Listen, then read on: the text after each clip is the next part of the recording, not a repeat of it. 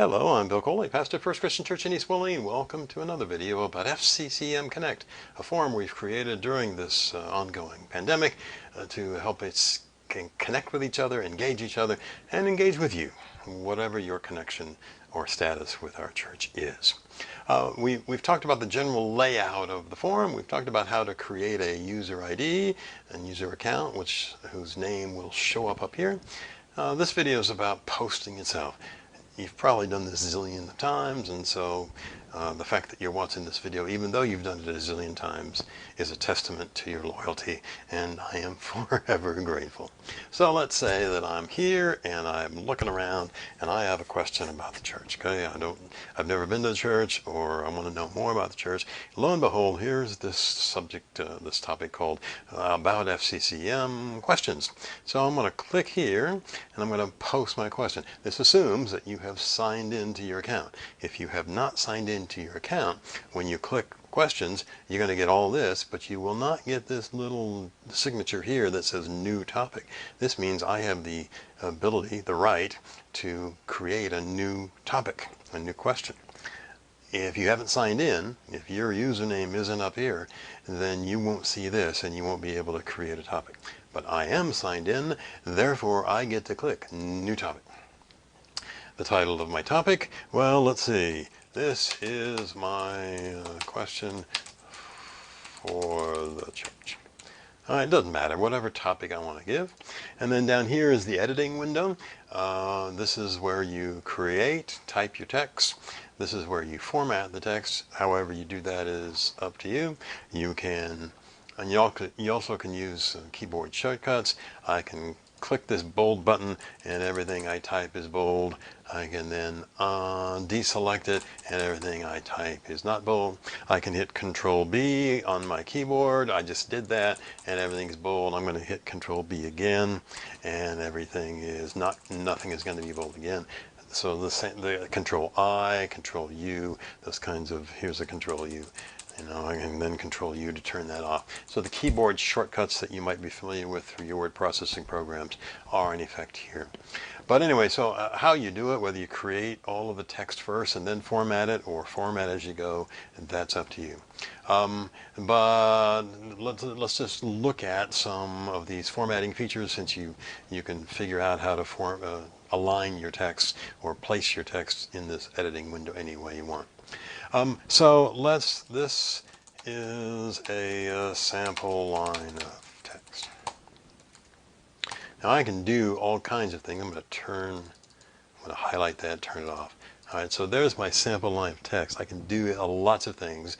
As I showed you, you can highlight components of it or the entire thing and make it bold, make it italics, underline it. This is a strike through key. You're probably familiar with that. And deselecting it removes that. This is alignment. You can align it in the left justify along the left margin, center justify in the center of the edit window, right justify, which is the right lines up against the right margin, and then full justify, of course, means nice even lines, edges on both ends. Okay, so the next set. These two items are having to do with lists, bullet lists. I can create a bullet list. This is an unnumbered list. It gives me a little dot in the text, and then when I hit the enter button, I go to the next item in my list, and I can go like this. If I want to end the list, I simply here I've got a flashing cursor with no characters on it. I just hit enter again and that takes me out, and then I can continue on typing. Okay, if I want to create a numbered list, I click the 1, 2, 3, element number 1, element number 2, element number 3, element number 4. If I'm done, I can just hit enter again and I'm back out to the left margin, or I can hit enter in front of that and move it down as far as I want. Okay, this is a header, a line break. This one gives a visual indicator, maybe separating sections. If I click this, I get a line. If I click it again, I get a second horizontal line, and that that just sort of gives a visual break. It separates one section of text from the other. three lines is probably too many, but there you go. Next section, these are you can enter a quote. If you have a quoted section, you can include those.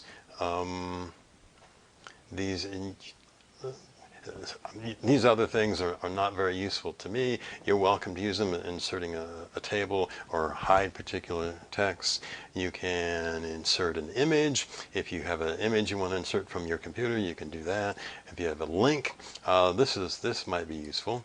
Let's say I've got this is the link I want to make available to my readers. Okay. So I want to be able to have it so that people, when they click my link, it will take them somewhere. So I'm going to say, insert a link with my text highlighted that I want to use as the clickable link. I could do one word. I could do whoops. I just messed that up, didn't I? I can do one word. I can do two words. I can do a part of a sentence. I can do the whole sentence. Okay. So this is the link. I click insert a link. Up here I put the internet address of it. Let's say I'm going to create a link to our church, to the FCCEM website. So I just type in FCCEM.org. That's the address. And then if I want to change this text from this is the link I want to make available to something else, I would put that something else in here. Let's say this is, I'm going to make it all caps. This is the link. Okay, insert. And now all of that becomes this is the link. When this is posted, people will be able to click. It will show up in a different color. People will be able to click that and it will be taken to FCCEM.org because that's the link I established. And, if you want to link to a YouTube video or insert a video, you can do that. There are daily motion videos. Over here's this set of formatting options have to do with font size.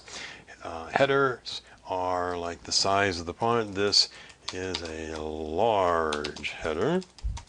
And then if we go down to number H3, this is not quite so large. And the header number 4 is smaller still. This is the smallest of the headers. Okay. Here is the font size, and when you click on this, you'll see you have 10 point, 13 point, 16, 18, and 24 point. And you can choose that. You can choose that in advance of typing a line. Let's go to 18. This is what 18 point type looks like. I have my caps lock on, and that's why that's looking that way. And I can go down here to smallest one. This is what 10 point looks like. And badly misspelled. Okay? There you go. All right. So this, you can change the color of text. If I want this large header to be of different color, I click this button with this, like a little checkerboard of different colors, and I can make it red or any of the other colors. I can choose particular pieces of the text, particular words or letters or sections or whatever, and change them to these various colors that you see here, from dark red through black and things in between. There is a limited supply of fonts for you to choose from. Not a great number, but these are probably dependent on your system, the fonts that are installed in your system. At least all of these fonts are installed on my computer, so that's probably true there. I'm not for sure. You can look at these other elements if you want, but that's not a terribly important thing. All right, so the point is, after you have created your post, you can either write the whole thing out and then use these elements to format it, or format as you go. It's up to you. When you're done, if you want to see what it's going to look like, you come all the way down here to the bottom and you see these two buttons, preview and send.